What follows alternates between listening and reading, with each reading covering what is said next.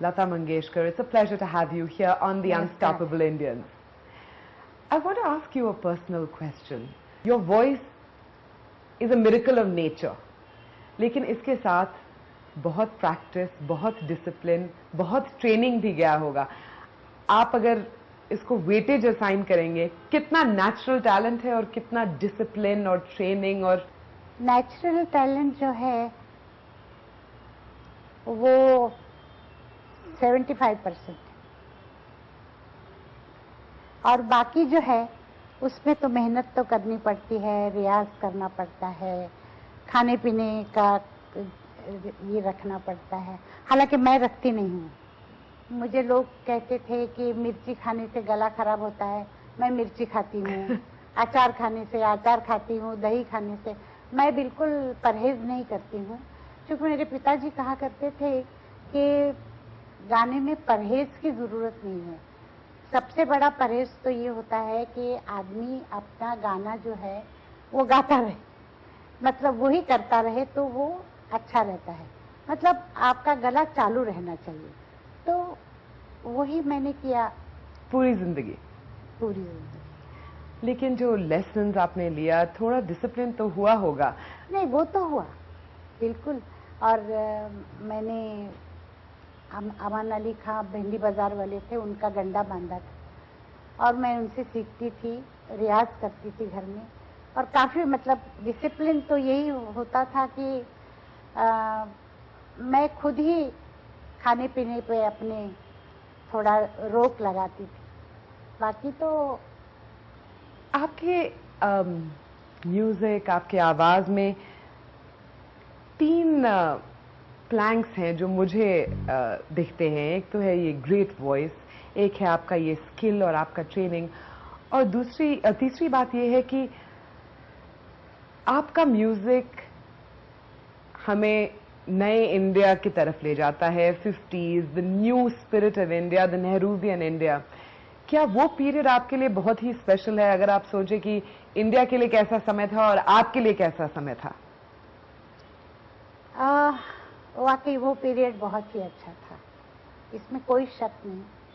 कि जिस पीरियड में हमने मतलब शुरू किया काम, 40s, 50s, 60s, 70s, मतलब बहुत ही अच्छा पीरियड था. और गाने के लिए बहुत अच्छा था, फिल्में बहुत अच्छी बनती थी और एक काम करने वालों में एक अपनापन था, बहुत अच्छा लगता था.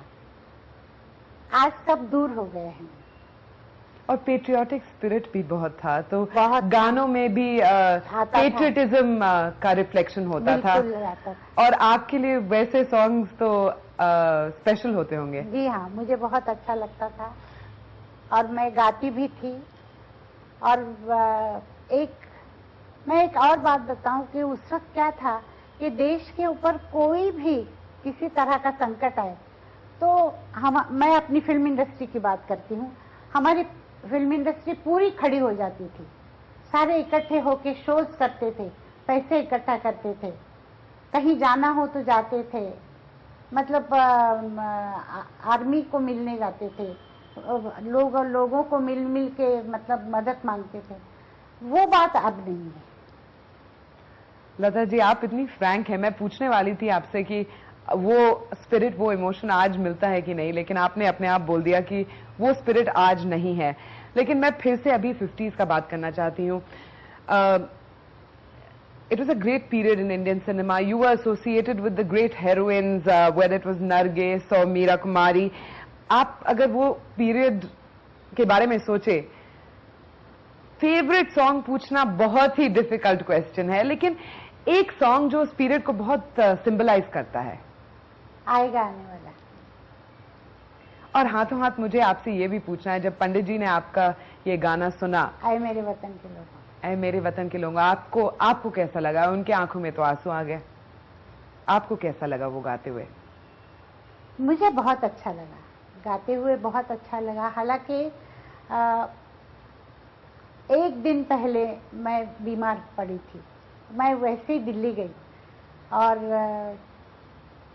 27 को हमारा शो था, 26 को मैं दिल्ली गई थी. और शो में गाते वक्त मैं अपने आप को भूल गई थी। मतलब मेरे आंखों के सामने वही सब समा आ रहा था कि क्या हो रहा होगा बॉर्डर पे। तो मैं अपने आप को भूल गई और मैं गाती रही और गा के मैं अंदर आई और एक कुर्सी पे जाके मैं बैठ गई एक कोने में चुपचाप। तो मुझे महबूब खान थे अब प्रोड्यूसर डायरेक्टर, तो उन्होंने उनकी आवाज़ सुनी मैंने कि अरे लता कहाँ है, लता को बुलाओ। तो मैंने कहा महबूब साहब मैं यहाँ हूँ। तो कहने लगे इधर आओ इधर आओ, पंडित जी तुमको बुला रहे हैं। और मेरा हाथ पकड़ के वो जल्दी जल्दी मुझे लेके गए बाहर। पंडित जी खड़े थे और उनके पास में ही मिसेस गांधी इंदिरा गांधी का। तो मुझे जाके ले गए और कहने लगे देखा ये है हमारी लता, कैसा गाया उसने। तब मुझे पंडित जी ने कहा कि बेटा तुमने मुझे आज रुला दिया, घर कब आ रही हो, शाम को आ रही हो ना। मतलब उनके यहाँ चाय पे बुलाया था। तो सारा ही मतलब अलग ही एक समा था। मैं I want to go back right to the beginning. और आपके पूरे फैमिली में आप जहां देखिए सारे म्यूजिशियंस ही हैं। आपके फादर भी म्यूजिशियन थे, एक्टर भी थे। कैसा माहौल था घर में? क्योंकि ये लगता है कि मंगेशकर सरनेम के साथ म्यूजिक आता है। नहीं, माहौल हमारे घर में जब पिताजी थे, मैं तो बहुत छोटी थी, तो गाना तो दिन भर ही होता था। जो हमारी ड्रामा कंपनी थी तो वो, पर पिताजी बहुत कंजर्वेटिव थे।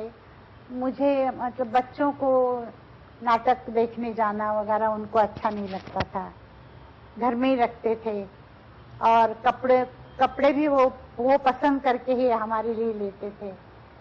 और कुछ बातें मतलब उनकी थी कि ये कुंकू लगाना चाहिए, हाथों में चूड़ियां होनी चाहिए, बहुत ये थे, मतलब पर्टिकुलर थे, बहुत पर्टिकुलर थे। और मेरी मदर 9 यार्ड साड़ी पहनती थी, जो हमारे महाराष्ट्र में पहनते हैं वैसे 9 यार्ड। आप 7 साल की थी जब आप अपने पिताजी के साथ टूर पर शुरू कर दी? मैं 9 साल की 9 साल की थी। 9 साल की थी तब मैंने फर्स्ट टाइम उनके साथ गाया। और थोड़ा ब्रश हुआ आपका एक्टिंग के साथ, लेकिन प्लेबैक सिंगिंग आपकी जिंदगी में आया जब आप करीब 12-13 साल की थी। वो एक्सपीरियंस कैसे हुआ? आप प्लेबैक सिंगिंग की तरफ कैसे पहुंची? नहीं, प्लेबैक सिंगिंग का तो पीरियड आया, मैं अंदाजन 16-17 साल की थी। पर उससे पहले मैं एक्टिंग करती थी फिल्मों में, क्योंकि दूसरा कोई चारा नहीं था, एक्टिंग करना जरूरी था, तो मैं एक्टिंग करती थी। और मराठी फिल्मों में छोटे छोटे रोल, हीरोइन की बहन, हीरो की बहन, ऐसे मुझे रोल मिलते थे। और मुझे अच्छा नहीं लगता था, पर काम करना जरूरी था, क्योंकि मेरे घर में उस वक्त हम 4 बहनें, भाई और माँ, मेरी मौसी की बेटी थी, वो भी थी मेरे साथ। और रिस्पॉन्सिबिलिटी तो आप पर था? हमारे ऊपर, हाँ मेरे ऊपर। और उसके बाद प्लेबैक सिंगिंग की तरफ आप कैसे बढ़ी? प्लेबैक सिंगिंग के जब जिनकी कंपनी में मैं थी, बेबी नंदा को आप जानते हैं ना, उनके पिताजी थे मास्टर विनायक, वो बहुत अच्छे डायरेक्टर थे और एक्टर भी थे। उनकी कंपनी की प्रफुल्ल पिक्चर्स, उसमें हम लोग काम करते थे। तो उनकी डेथ हो गई यहाँ बॉम्बे में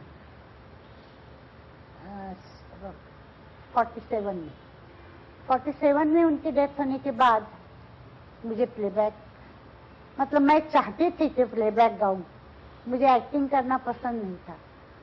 तो ऐसा कुछ मौका मतलब मिला मुझे कि एक हरीशचंद्र बाली नाम के म्यूजिक डायरेक्टर थे, उनको मुझे उनके पास कोई ले गया और उन्होंने मेरा गाना सुना और वहां से मैंने प्लेबैक सिंगिंग शुरू की। मैं आपसे पूछना चाहती हूँ, उस समय बॉम्बे की फिल्म इंडस्ट्री में आप, you were a young girl, was it a struggle to work in the industry in those days? कोई परेशानी थी कि काफी comfortable atmosphere था? नहीं, क्या था कि मुझे ना कुछ मालूम ही नहीं था कि क्या होता है। अभी मैं आपको हंसी आएगी सुन के कि मैं जब प्लेबैक मैंने शुरू किया तो मैं बॉम्बे टॉकीज में जाके बैठती थी, तो एक कोने में मैं बैठी रहती थी। मुझे नहीं मालूम था कि यहाँ कैंटीन है, यहाँ चाय मिलती है या खाना मिलता है। मैं बैठी रहती थी सारा दिन, भूखी प्यासी, कुछ नहीं, काम करके चली आती थी। और बाद में मुझे एक दिन एक किसी डायरेक्टर के असिस्टेंट थे, वो आके मुझे कहने लगे कि लता तुम खाना खाओगी? मैंने कहा यहाँ खाना कहाँ से आएगा, अभी घर जाके ही खाना खाऊंगी। कहने नहीं तुम चलो, मेरे साथ चलो, मैं तुमको खाना खिलाता हूँ। तब मुझे मालूम हुआ कि कैंटीन होता है स्टूडियो में। नहीं तो मैं एक अपने कमरे में बैठी रहती थी, मैं बिल्कुल जानती नहीं थी। तो स्ट्रगल समझिए, ट्रेन से जाना पड़ता था, कई मर्तबा पैदल, कई मर्तबा टांगा मिल जाता था तो टांगे से। तो ये तो स्ट्रगल था, पर उस वक्त महसूस नहीं होता था। काम करने की इतनी इच्छा होती थी कि महसूस नहीं होता था। आप करीब लेट 20s तक आपने सब कुछ अचीव कर लिया था जो अचीव करना, कोई भी प्लेबैक सिंगर जो अचीव करना चाहती है वो आपने लेट 20s तक सब कुछ अचीव कर लिया था। तो आप अपने आप को, और उसके बाद आपका करियर इतना इलस्ट्रियस रहा है कितने सालों के लिए, आप अपने आप को मोटिवेट कैसे करती हैं? सच्ची मैं बात बताऊं कि मेरा जो नाम हुआ, मैं कभी समझ ही नहीं पाई, और मुझे कभी ऐसा लगा ही नहीं कि मैं बहुत बड़ी प्लेबैक सिंगर हूँ या मेरा बहुत नाम है। ऐसा अभी भी नहीं लगता है। मुझे लगता है जो मैंने किया या जो मुझे मिला है वो भगवान की देन, मेरे माता पिता का आशीर्वाद है। मैं खुद कुछ नहीं हूँ। आपका एक रिकॉर्डिंग है जो कंबाइन करेगा इंडियन सिंगर्स पाकिस्तानी सिंगर्स के साथ। ऐसे इनिशिएटिव्स आपको एक्साइट करते हैं? जी हाँ, एक्साइट तो करते हैं। आप क्या करेंगी इस एल्बम में?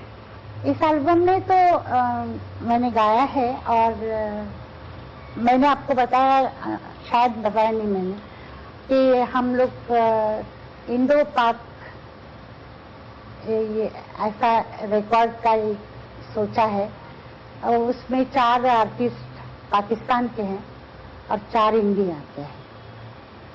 पर एक डुएट उसमें मैंने गाया है जो मेहदी हसन साहब के साथ गाया है। मेहदी हसन साहब काफी बीमार है, अभी वो गा नहीं सकते हैं, पर उनका पुराना एक गाना मिला मुझे जो कहीं आया नहीं था। उस गाने को हमने डुएट करके रिकॉर्ड किया है।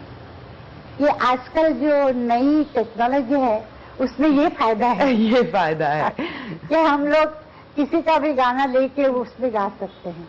एक मोमेंट जो आपको अभी तक पेनफुल लगता है जब आप उसके बारे में सोचती हैं, ऐसा कोई मोमेंट है?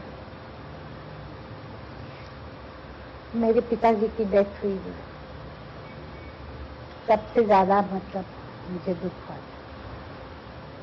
वो, और उसके बाद मेरी माताजी की डेथ हुई तब। ये 2 चीजें मुझे बहुत तकलीफ देती है, अभी भी याद आता है तो मुझे बहुत खराब लगता है। सारे कंपोजर्स, सारे एक्ट्रेसेस के साथ काम किया है, लेकिन ऐसा एक कंपोजर है जो आपको लगता है कि आपके आवाज को सबसे अच्छी तरह से sort of प्रेजेंट किया है, पेश किया है। एक कोई है जो आपके मन में स्पेशल निकलते हैं इस तौर पर? नहीं, ऐसा तो मैं नहीं सोचती हूँ, क्योंकि मैं आपको बताऊं कि जितने म्यूजिक डायरेक्टर्स पहले थे और जिनके साथ मैंने गाया है, उन सब ने मेरी आवाज को अपने ढंग से अच्छी तरह से पेश किया है, ये मैं सोचती हूँ। And it's been such a long career that I'm sure it's quite difficult also to identify एक जो नए क्रॉप के सिंगर्स हैं आप तो सुनती ही होंगी या सुनती नहीं है? सुनती हूँ। आपको क्या क्वालिटी और टैलेंट से जॉय मिलता है कि?